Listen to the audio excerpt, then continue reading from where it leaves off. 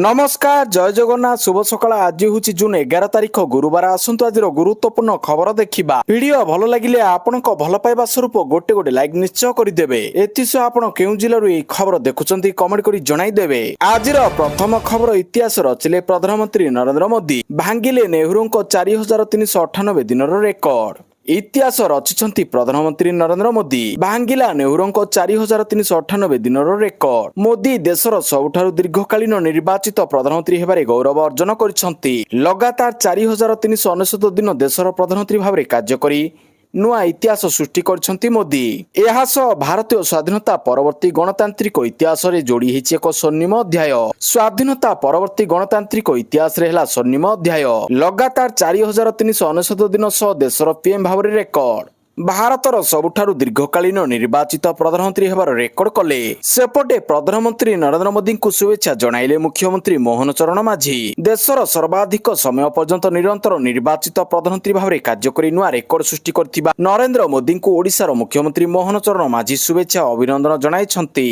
से कहिसंती देशर सर्वाधिक समय पर्यंत निरंतर निर्वाचित प्रधानमंत्री भाव जनसेवार एक सर्वकालीन कीर्तिमान स्थापन करथिबा कोटी कोटी भारतवासी आस्था अस्मिता अभ्युदयर महासारथी आधुनिक भारतर अनन्य शिल्पी आदरणीय प्रधानमंत्री श्री मोदी जी को ओडिशार 4.5 कोटी भाई भौणी पक्षर हार्दिक शुभेच्छा अभिनंदन। परवर्ती खबर बन्या मौसुमी वर्षा ऋतु कड़ा कटकणा उपर जल संपद विभाग लागिला रोक राज्य में प्राक मौसुमी वर्षा जारी रही संपूर्ण मौसुमी ओडिशा छुईबा को 4 रु 5 दिन समय लागिपारे हेले मौसुमी वर्षा पूर्व जल संपद विभाग आगुआ प्रस्तुत होउछि बन्या मौसुमी वर्षा ऋतु कड़ा कटकणा जारी करछि विभाग बन्या ऋतु छुट्टी उपरे कटकणा जारी करछि बिना अनुमति मुख्यालय छाड़ी पारिबे नहीं जल संपद विभाग अधिकारी विभाग पक्षरु जारी होइछि निर्देशनामा जल संपद विभाग प्रमुख सचिव अध्यक्षतार बन्या ऋतु पूर्व प्रस्तुत समीक्षा बैठक में निष्पत्ति ग्रहण करा जाइछि बैठक में बन्या परिचालना नदीबंध सुरक्षा जलाशय परिचालना और क्षेत्र स्तर में आपत्तिकालीन सेवा प्रदान को नहीं विस्तृत आलोचना होइथिला।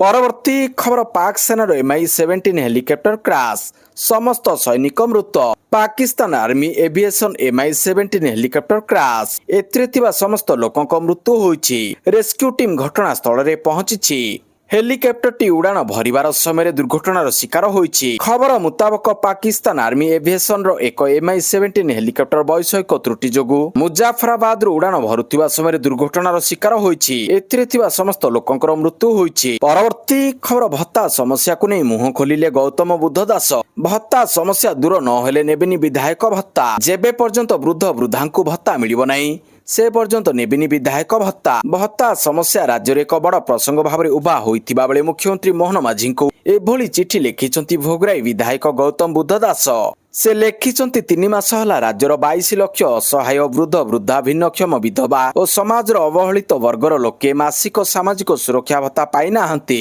प्रचंड खरा और ग्रीष्म प्रवाह रे सेमाने प्रतिदिन बैंक पंचायत किंबा ब्लॉक कार्यालय को जाई निराश होई फेरुछंती जीवन रक्षाकारी औषध किनिबा पई मध्ये सेमानक पाखरे टंका नाही तबे जेउ पर्यंत ई 22 लाख वृद्ध वृद्धा भिन्नक्षम और अन्य असहाय मानकु सेमानक बकेया भत्ता दिया जाय नाही सेही पर्यंत मो अकाउंट को विधायक भत्ता मध्ये दियंतु नाही बोली मुख्यमंत्री को चिठी लिखिछंती गौतम बुद्ध दास। परवर्ती खबर रज पई सोमवार खोला रहिबो नंदनकानन सोमवार दिन खोला रहिबो नंदनकानन एथर रज पर्व उपलक्षे सोमवार रे खोला रहिबो नंदनकानन प्राणी उद्यान और राज्य उद्भिद उद्यान बारंग स्थित नंदनकानन बुलिबाकु मुख्य पर्वपर्वाणी रज दशहरा आदि समय प्रबल भिड़ हेउतिबा देखा जाए चलित वर्ष रज पर्वर द्वितीय दिन सोमवार पड़ुछि अन्य दिन मानकरे सोमवार नंदनकानन बंद रहिताए मात्र एक वर्ष रजर द्वितीय दिन सोमवार पड़ुथिबारु एई दिन पर्यटक मानक पई नंदनकानन खोला रहिबो एने सरकार पक्षरु निर्देशनामा जारी होइछि। परवर्ती खबर मोदी को शुभेच्छा जणाइले मेलोनी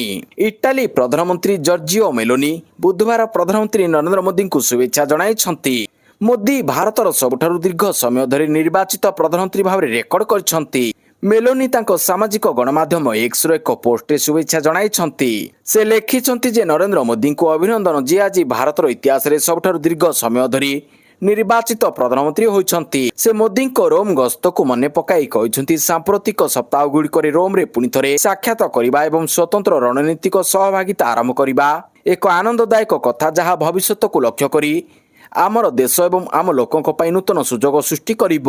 ପରବର୍ତ୍ତୀ ଖବର 15 ଆଇପିଏସ୍ ଅଫିସରଙ୍କୁ ଦିଆଗଲା 17 ଜିଲ୍ଲା ନିରୀକ୍ଷଣ ଦାୟିତ୍ୱ। ଆଇନ ଶୃଙ୍ଖଳା ସଜାଡ଼ିବା ପାଇଁ ରାଜ୍ୟ ପୋଲିସ ମୁଖ୍ୟାଳୟ ପକ୍ଷରୁ ବଡ଼ ପଦକ୍ଷେପ ଗ୍ରହଣ କରାଯାଇଛି। ମନୋନୀତ ଜିଲ୍ଲାଗୁଡ଼ିକରେ ପୋଲିସ ୟୁନିଟ୍ ଗୁଡ଼ିକର କାର୍ଯ୍ୟ ତଦାରଖ କରିବା ପାଇଁ ବରିଷ୍ଠ ଆଇପିଏସ୍ ଅଧିକାରୀମାନଙ୍କୁ ଦାୟିତ୍ୱ ଦିଆଯାଇଛି। ଅତିରିକ୍ତ ପୋଲିସ ମହାନିର୍ଦ୍ଦେଶକ ଏଡିଜି ଏବଂ ପୋଲିସ ମହାନିରୀକ୍ଷକ ଆଇଜି ନ୍ୟସ୍ତ ଜିଲ୍ଲାଗୁଡ଼ିକ ଗସ୍ତ କରିବେ। ପରବର୍ତ୍ତୀ ଖବର ଏଣିକି ମନ ଇଚ୍ଛା ଡ୍ରାଇଭିଂ ଲାଇସେନ୍ସ ବାତିଲ କରିପାରିବେ ନାହିଁ ସରକାର। ଡିଏଲ୍କୁ ନେଇ ଆସିଛି ବଡ଼ ଖବର। ବିନା ନୋଟିସରେ ଡିଏଲ୍ କ୍ୟାନସେଲରେ ଲାଗିବ ରୋକ। ଅର୍ଥାତ୍ ମନ ଇଚ୍ଛା ଡ୍ରାଇଭିଂ ଲାଇସେନ୍ସ ବାତିଲ କରିପାରିବେ ନାହିଁ ସରକାର। ଯଦି ଆପଣ ସଡ଼କ ସୁରକ୍ଷା ନିୟମକୁ ଉଲ୍ଲଂଘନ କରିଛନ୍ତି ଏନେଇ ପ୍ରଥମ କାରଣ ଦର୍ଶାଇ ନୋଟିସ ଜାରି ହେବ। ସନ୍ତୋଷଜନକ ଉତ୍ତର ଦେଲେ ଡିଏଲ୍ ବାତିଲ ହେବ ନାହିଁ। ପରବର୍ତ୍ତୀ ଖବର ଦିଲ୍ଲୀ ସରକାରଙ୍କ ନୂଆ ଯୋଜନା। ସରକାରୀ ବସ୍ କିମ୍ବା ମେଟ୍ରୋରେ ଆସିଲେ ମିଳିବ ଅଧିକ ଦରମା। ସରକାରୀ କର୍ମଚାରୀଙ୍କ ପାଇଁ ଖୁସି ଖବର। ଦିଲ୍ଲୀ ସରକାର ତାଙ୍କ କର୍ମଚାରୀଙ୍କ ସ୍ୱାର୍ଥ ପାଇଁ ଏବଂ ବଢୁଥିବା ଇନ୍ଧନ ସଂକଟର ସମାଧାନ ପାଇଁ ଏକ ବଡ଼ ନିଷ୍ପତ୍ତି ନେଇଛନ୍ତି। ସରକାର ଇନ୍ଧନ ବଞ୍ଚାଇବା, ପ୍ରଦୂଷଣ କମ୍ କରିବା ଏବଂ ପବ୍ଲିକ୍ ଟ୍ରାନ୍ସପୋର୍ଟକୁ ବଢ଼ାଇବା ପାଇଁ ନୂଆ ପ୍ରୋତ୍ସାହନ ଯୋଜନା ଆରମ୍ଭ କରିଛନ୍ତି। ଯଦି ଆପଣ ନିଜ ବାଇକ୍ ଓ କାର୍ ଛାଡ଼ି ଅଫିସ୍ ଯିବାକୁ ମେଟ୍ରୋ କିମ୍ବା ଡିଟିସି ବସ୍ ବ୍ୟବହାର କରନ୍ତି ତେବେ ଆପଣଙ୍କ ଅଧିକ ଦରମା ମିଳିବ। ପରବର୍ତ୍ତୀ ଖବର ଦୀଘାରୁ ହଟିଲା ଧାମ। ଦୀଘା ଜଗନ୍ନାଥ ମନ୍ଦିରରୁ ହଟିଲା ଧାମ ଶବ୍ଦ।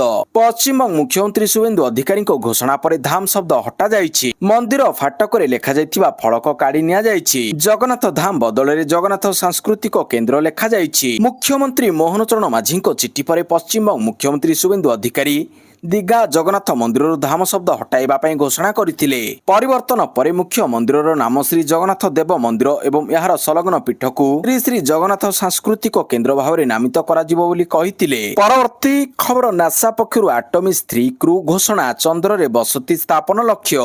ଆମେରିକାର ମହାକାଶ ସଂସ୍ଥା ନାସା ଏହାର ବହୁ ପ୍ରତୀକ୍ଷିତ ଅଟମିସ୍ 3 ମିଶନ ପାଇଁ 4 ଜଣ ମହାକାଶଚାରୀଙ୍କ ନାମ ଘୋଷଣା କରିଛି। ଏହି ମିଶନକୁ ଭବିଷ୍ୟତର ମାନବ ମିଶନ ଏବଂ ଚନ୍ଦ୍ରରେ ଦୀର୍ଘକାଳୀନ ରହଣି ପାଇଁ ଏକ ଗୁରୁତ୍ୱପୂର୍ଣ୍ଣ ପଦକ୍ଷେପ ବୋଲି ବିବେଚନା କରାଯାଉଛି। ଏହି ମିଶନ ମାଧ୍ୟମରେ ନାସା ଏପରି ପ୍ରଯୁକ୍ତି ବିଦ୍ୟା ଏବଂ ପ୍ରକ୍ରିୟା ପରୀକ୍ଷା କରିବ ଯାହା ଚନ୍ଦ୍ର ଏବଂ ମଙ୍ଗଳ ଗ୍ରହକୁ ଭବିଷ୍ୟତର ମିଶନ ପାଇଁ ମୂଳଦୁଆ ଗଠନ କରିବ। ପରବର୍ତ୍ତୀ ଖବର ଆଫଗାନିସ୍ତାନ ଦିନିକିଆ ଶୃଙ୍ଖଳାରେ ଖେଳିବେ ନାହିଁ ପାଣ୍ଡିଆ।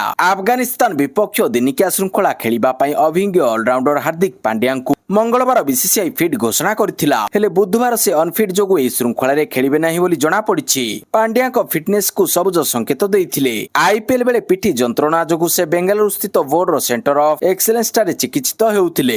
ପରବର୍ତ୍ତୀ ଖବର ରାଷ୍ଟ୍ରପତି ଓ ପ୍ରଧାନମନ୍ତ୍ରୀଙ୍କ ମୟୂରଭଞ୍ଜ ଗସ୍ତ। କାର୍ଯ୍ୟକ୍ରମ ସ୍ଥଳକୁ ନୋ ଡ୍ରୋନ୍ ଜୋନ୍ ଓ ନୋ ଫ୍ଲାଇଂ ଜୋନ୍ ଘୋଷଣା।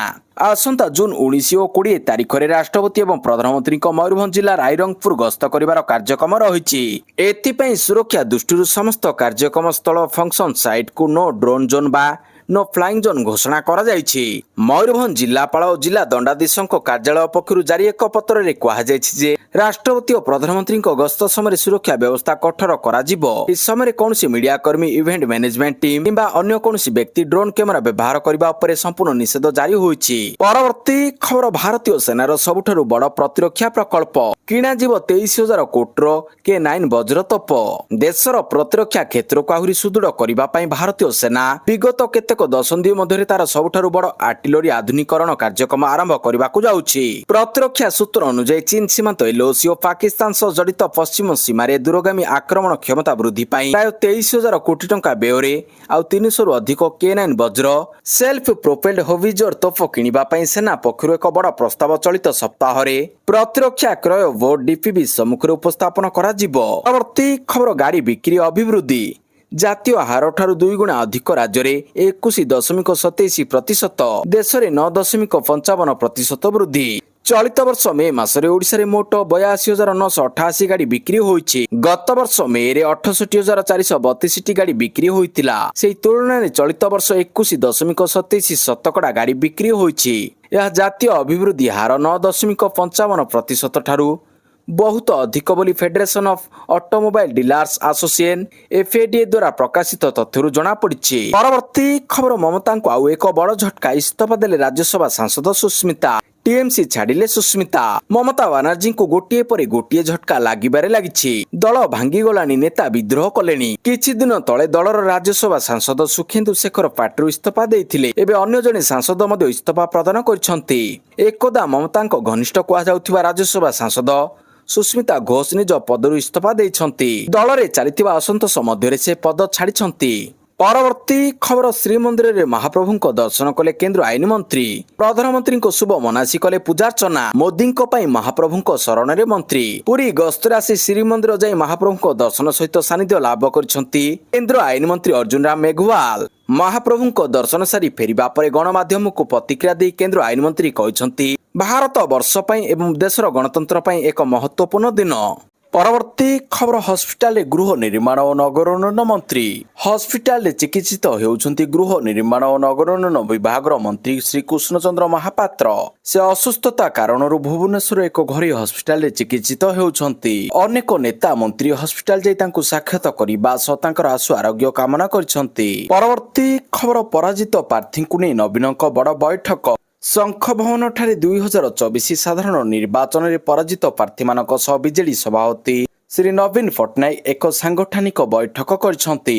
ଏଥିରେ ବିଭିନ୍ନ ନିର୍ବାଚନ ମଣ୍ଡଳୀରେ ଦଳର ସାଂଗଠନିକ ସ୍ଥିତି ଓ ସ୍ଥାନୀୟ ସମସ୍ୟା ସମ୍ପର୍କରେ ଆଲୋଚନା କରିଛନ୍ତି।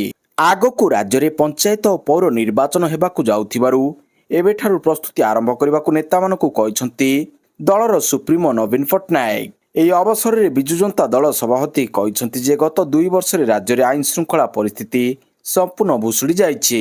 ପରବର୍ତ୍ତୀ ଖବର ଆନନ୍ଦ ବଜାର ଓ ପତିତପାବନକୁ ମିଳିଲା ପାଟେନ୍। ଆନନ୍ଦ ବଜାର ହେଉ କି ବଡ଼ଦାଣ୍ଡ ମହାପ୍ରସାଦ ହେଉ କି ନନ୍ଦିଘୋଷ ଏଣିକି ଶ୍ରୀମନ୍ଦିର ଓ ଶ୍ରୀ ଜଗନ୍ନାଥଙ୍କ କ୍ଷେତ୍ରରେ ବ୍ୟବହୃତ ପ୍ରତିଟି ମୌଳିକ ଶବ୍ଦାବଳୀର ଅପବ୍ୟବହାର ଉପରେ ଲାଗିଲା ରୋକ। ଶ୍ରୀମନ୍ଦିର ସହ ସମ୍ପର୍କିତ 2ଟି ଶବ୍ଦ ଓ ଗୋଟିଏ ଲୋଗୋକୁ ମିଳିଲା ପାଟେନ୍। ଆନନ୍ଦ ବଜାର ଓ ପତିତପାବନ 2 ଶବ୍ଦାବଳୀକୁ ମିଳିଲା pattern. Shri Jagannath temple administration ବା SJTA ଲୋଗୋକୁ ମିଳିଲା ପାଟେନ୍। ପରବର୍ତ୍ତୀ ଖବର ବାଂଲାଦେଶ କ୍ରିକେଟ ଟିମ୍ ରଚିଲା ଇତିହାସ 21 ବର୍ଷ ପରେ ଅଷ୍ଟ୍ରେଲିଆକୁ ODIରେ କଲା ପରାସ୍ତ।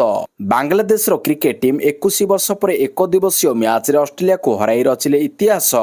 ଏହି ବିଜୟର ହିରୋ ହେଉଛନ୍ତି 4 ବର୍ଷ ପରେ ଏକ ଦିନିକିଆ ଖେଳୁଥିବା ମସଦକା ହାସେନ ଏବଂ ଦ୍ରୁତ ବୋଲର ନାହିଦ ରାଣା। ବାଂଲାଦେଶ କ୍ରିକେଟ ଦଳ ଢାକାରେ ଏକ ଦିବସୀୟ ମ୍ୟାଚରେ ଅଷ୍ଟ୍ରେଲିଆକୁ 86 ରନରେ ପରାସ୍ତ କରିଛି। ଏହି ମ୍ୟାଚରେ ବର୍ଷା ହେବାରୁ ଖେଳ ପ୍ରଭାବିତ ହୋଇଥିଲା। DLS ର ନିୟମ ଅନୁଯାୟୀ ଫଳାଫଳ ନିଷ୍ପତ୍ତି ହୋଇଥିଲା। ପରବର୍ତ୍ତୀ ଖବର ଦେବସ୍ନାନ ପୂର୍ଣ୍ଣିମା 2026 ବ୍ୟାପକ ସୁରକ୍ଷା ଓ ଶୃଙ୍ଖଳିତ ଦର୍ଶନ ପାଇଁ ପୋଲିସ ମୁଖ୍ୟାଳୟରେ DGPଙ୍କ ଉଚ୍ଚସ୍ତରୀୟ ସମୀକ୍ଷା ବୈଠକ। ଆସନ୍ତା ଜୁନ 29 ତାରିଖରେ ମହାପ୍ରଭୁଙ୍କ ପବିତ୍ର ଦେବସ୍ନାନ ପୂର୍ଣ୍ଣିମା ଅନୁଷ୍ଠିତ ହେବାକୁ ଯାଉଛି। ଏହି ପରିପ୍ରେକ୍ଷୀରେ ଦେବସ୍ନାନ ପୂର୍ଣ୍ଣିମା ଉତ୍ସବକୁ ସୁରକ୍ଷିତ ଶୃଙ୍ଖଳିତ ପରିବେଶ ମଧ୍ୟରେ ସମ୍ପନ୍ନ କରିବା ପାଇଁ ଓଡ଼ିଶା ପୋଲିସ ପକ୍ଷରୁ ବ୍ୟାପକ ପ୍ରସ୍ତୁତି ଆରମ୍ଭ ହୋଇଛି। ଏହି ଅବସରରେ କଟକ ସ୍ଥିତ ରାଜ୍ୟ ପୋଲିସ ମୁଖ୍ୟାଳୟଠାରେ ରାଜ୍ୟ ଆରକ୍ଷୀ ମହାନିର୍ଦ୍ଦେଶକ ଶ୍ରୀ ଯୋଗେଶ ବାହାଦୁର ଖୁରାନିଆଙ୍କ ଅଧ୍ୟକ୍ଷତାରେ ଏକ ଉଚ୍ଚସ୍ତରୀୟ ସମୀକ୍ଷା ବୈଠକ ଅନୁଷ୍ଠିତ ହୋଇଯାଇଛି। ପବିତ୍ର ସ୍ନାନ ପୂର୍ଣ୍ଣିମା ଅବସରରେ ପୁରୀରେ ଲକ୍ଷାଧିକ ଶ୍ରଦ୍ଧାଳୁଙ୍କ ଭିଡ଼ ନିୟନ୍ତ୍ରଣ ଯାତାୟାତ ଏବଂ ସୁରକ୍ଷା ବ୍ୟବସ୍ଥା ସଂକ୍ରାନ୍ତରେ DGP ବିସ୍ତୃତ ଭାବରେ ଆଲୋଚନା କରିଥିଲେ। ଶ୍ରୀମନ୍ଦିରର ରୀତିନୀତି ଅନୁଯାୟୀ ସ୍ନାନଯାତ୍ରା ସମେତ ଆଗାମୀ ରଥଯାତ୍ରା ସମୟରେ ଯେପରି କୌଣସି ତ୍ରୁଟି ବିଚ୍ୟୁତି ନ ହୋଇ ସୁଚାରୁ ରୂପରେ ସମ୍ପନ୍ନ ହେବ ସେଥିପାଇଁ ତୃଣମୂଳ ସ୍ତରରୁ ସମନ୍ୱିତ ଭାବରେ କାର୍ଯ୍ୟ କରିବାକୁ DGP ସମସ୍ତ ବରିଷ୍ଠ ଅଧିକାରୀଙ୍କୁ ନିର୍ଦ୍ଦେଶ ଦେଇଛନ୍ତି। ପରବର୍ତ୍ତୀ ଖବର ଅଧିନାୟକ ପଦ ହରାଇଲେ ଷ୍ଟୋକ୍ସ। ନାଇଟ୍ କ୍ଲବ ବିବାଦ ପରେ ଇଂଲଣ୍ଡ ଟେଷ୍ଟ ଦଳର ଅଧିନାୟକ ପଦ ହରାଇଛନ୍ତି ବେନ୍ ଷ୍ଟୋକ୍ସ। ନ୍ୟୁଜିଲାଣ୍ଡ ବିପକ୍ଷ ଦ୍ୱିତୀୟ ଟେଷ୍ଟ ପାଇଁ ତାଙ୍କ ସ୍ଥାନରେ ଜୋ ରୁଟ୍ ଅନ୍ତରୀଣ ଅଧିନାୟକ ନିଯୁକ୍ତ କରାଯାଇଛି। ଏପରିକି ଷ୍ଟୋକ୍ସଙ୍କୁ ଦଳରୁ ବି ବାଦ୍ ଦିଆଯାଇଛି। ନାଇଟ୍ କ୍ଲବ ବିବାଦରେ ତାଙ୍କ ସହ ଥିବା ଗସ୍ ଆଣ୍ଟିସ୍ଲଜଙ୍କୁ ମଧ୍ୟ ଦଳରୁ ବାଦ୍ ଦିଆଯାଇଛି। ହ୍ୟାରି ବ୍ରୁକ୍ ଦଳର ଉପ ଅଧିନାୟକ ପଦ ବଜାୟ ରଖିଛନ୍ତି। ପରବର୍ତ୍ତୀ ଖବର ହଟିବ ନାହିଁ କାଗଜ ନୋଟ। ଭାରତ ସରକାର ଇଣ୍ଟରନେଟ ମିଡିଆରେ ପ୍ରସାର ହେଉଥିବା ସେହି ସବୁ ଖବରକୁ ଖାରଜ କରିଦେଇଛନ୍ତି ଯେଉଁଥିରେ ଭାରତୀୟ ରିଜର୍ଭ ବ୍ୟାଙ୍କ RBI ଚଳିତ ମାସ ଶେଷ ସୁଦ୍ଧା ସବୁ କାଗଜ ନୋଟ ହଟାଇ ଦେଶରେ ପ୍ଲାଷ୍ଟିକ ନୋଟ ପ୍ରଚଳନ କରିବେ ବୋଲି ଦାବି କରାଯାଉଛି। ସରକାର ସ୍ପଷ୍ଟ କରିଛନ୍ତି ଯେ କେନ୍ଦ୍ରୀୟ ବ୍ୟାଙ୍କ ଏପରି କୌଣସି ନିର୍ଦ୍ଦେଶ ଜାରି କରିନାହାନ୍ତି। କାଗଜ ମୁଦ୍ରା ପୂର୍ବବତ୍ ପ୍ରଚଳନ ରହିବ। ପତ୍ର ସୂଚନା କାର୍ଯ୍ୟାଳୟ PIB ଫ୍ୟାକ୍ଟ ଚେକ୍ Xରେ କହିଛି ଯେ ଇଣ୍ଟରନେଟ ମିଡିଆରେ ପ୍ରସାରିତ ହେଉଥିବା ଅନେକ ପୋଷ୍ଟରେ RBI 30 ଜୁନ 2026ରେ କାଗଜ ନୋଟକୁ ହଟାଇ ତା ସ୍ଥାନରେ ପ୍ଲାଷ୍ଟିକ ନୋଟ ପ୍ରଚଳନକୁ ଆଣିବାକୁ ଯାଉଥିବା ଦାବି କରୁଛନ୍ତି। ତେବେ ଏପରି ଦାବି ସମ୍ପୂର୍ଣ୍ଣ କଳ୍ପିତ ଓ ଏଥିରେ କୌଣସି ସତ୍ୟତା ନାହିଁ। ପରବର୍ତ୍ତୀ ଖବର ଚାନ୍ଦିପୁର କ୍ଷେପଣାସ୍ତ୍ର ଘାଟିରୁ ମିସାଇଲର ସଫଳ ପରୀକ୍ଷଣ। ବାଲେଶ୍ୱର ଚାନ୍ଦିପୁର କ୍ଷେପଣାସ୍ତ୍ର ପରୀକ୍ଷଣ କେନ୍ଦ୍ରରୁ ମିସାଇଲ ପରୀକ୍ଷଣ। ଲଞ୍ଚ ପ୍ୟାଡ୍ 3ରୁ ଏକ ଗୁରୁତ୍ୱପୂର୍ଣ୍ଣ ମିସାଇଲ ପରୀକ୍ଷଣ ହୋଇଛି। ବୁଧବାର ଅପରାହ୍ନ 3:25ରେ ଉତ୍କ୍ଷେପଣ ହୋଇଛି ମିସାଇଲ। ମିସାଇଲ ପରୀକ୍ଷଣ ପାଇଁ ଲଞ୍ଚ ପ୍ୟାଡ୍ରୁ 1 କିଲୋମିଟରରୁ 3 କିଲୋମିଟର ମଧ୍ୟରେ ଲୋକଙ୍କୁ ସ୍ଥାନାନ୍ତର କରାଯାଇଥିଲା। ପ୍ରାୟ 11,442 ଜଣଙ୍କୁ ଜିଲ୍ଲା ପ୍ରଶାସନ ପକ୍ଷରୁ ସ୍ଥାନାନ୍ତର କରାଯାଇଥିଲା। ଏଥିପାଇଁ ପୋଲିସ ପ୍ରଶାସନ ପକ୍ଷରୁ ମଧ୍ୟ ସୁରକ୍ଷା ବ୍ୟବସ୍ଥା କଡ଼ାକଡ଼ି କରାଯାଇଥିଲା।